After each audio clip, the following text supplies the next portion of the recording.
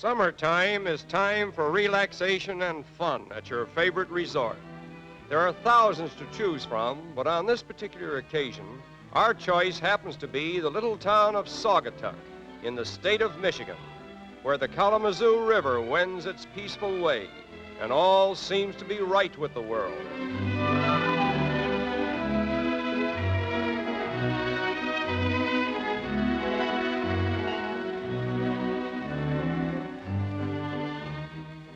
According to legend, this picturesque stream, which flows through 200 miles of Michigan, received its name from the Indian words Ki Kalamazoo, meaning where the water boils in the pot, for the Indians discovered many boiling springs in the riverbed.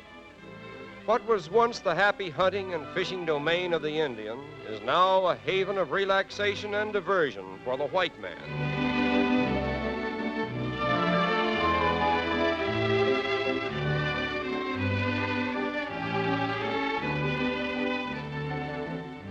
Tourism is one of Michigan's major industries, and no small amount of the annual revenue derived from it comes from little resorts like Saugatuck, which is a veritable paradise for vacationists.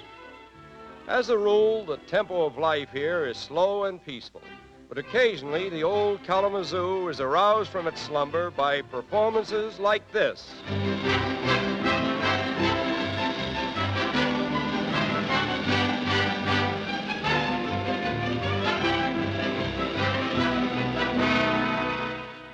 Aside from diversions on the Kalamazoo, Saugatuck takes great pride in its famous summer school of painting, which is patronized by students of all ages.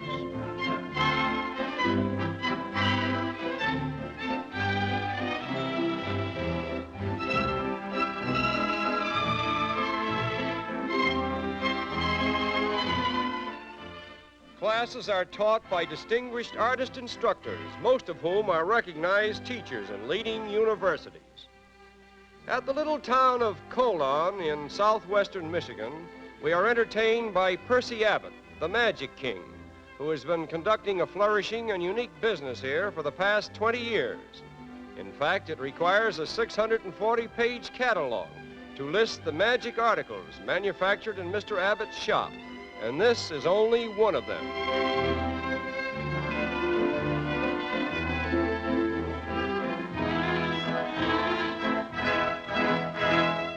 Presto!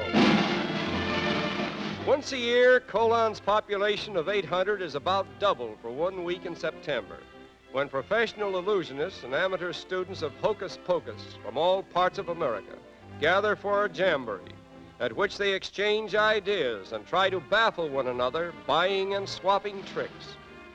Percy Abbott himself is an old-time magician, and many of the tricks he sells are his own invention.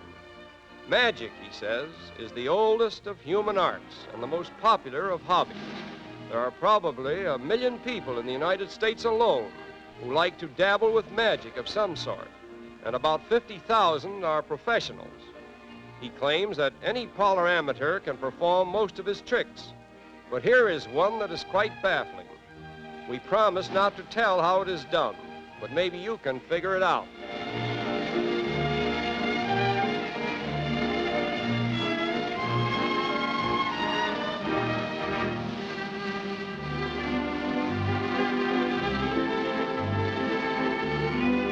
Amazing! How does he do it?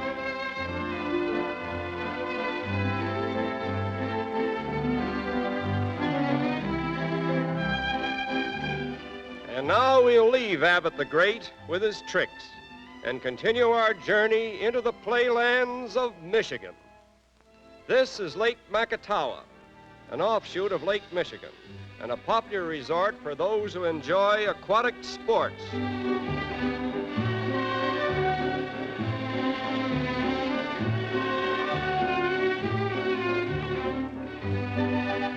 Macatawa is also a favorite rendezvous for yachtsmen from all over the Great Lakes, and it features annual sailboat regattas.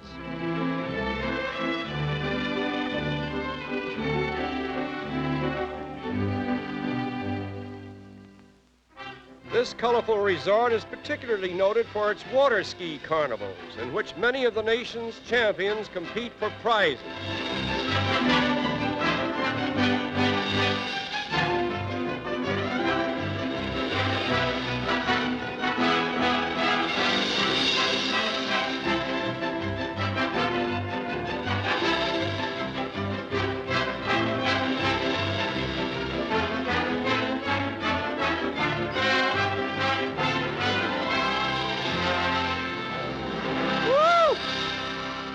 Aside from being architecturally unique, the Macatawa Hotel rates high among the resort hotels of Michigan.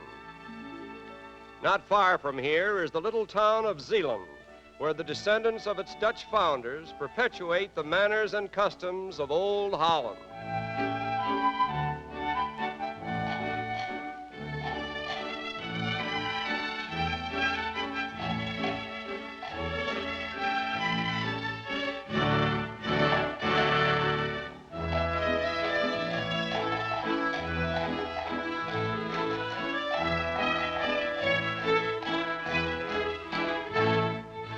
During the month of May, Zeeland and its sister town of Holland celebrate the Tulpen Feast, during which prize-winning tulips are exhibited, and the Klampen, a native Dutch dance, is featured.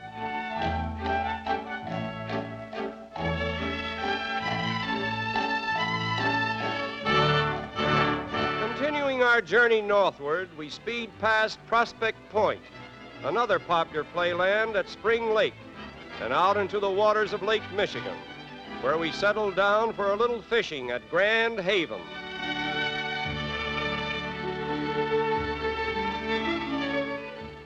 In a typical year, Lake Michigan yields about 9 million pounds of fish to commercial fishermen, but apparently this is an off day for the amateurs, for never before have we seen so many fishermen at one sitting with so few fish. So we'll forget fishing and go for a swim in the delightful surf at Grand Haven Beach. Continuing northward, we arrive at Floridale, just in time to join a merry party on their way to the famous Silver Lake sand dunes. Although the dunes are constantly shifting and varying in depth, making established routes impossible, these formidable vehicles are geared and wheeled to travel with reasonable safety anywhere on the dunes.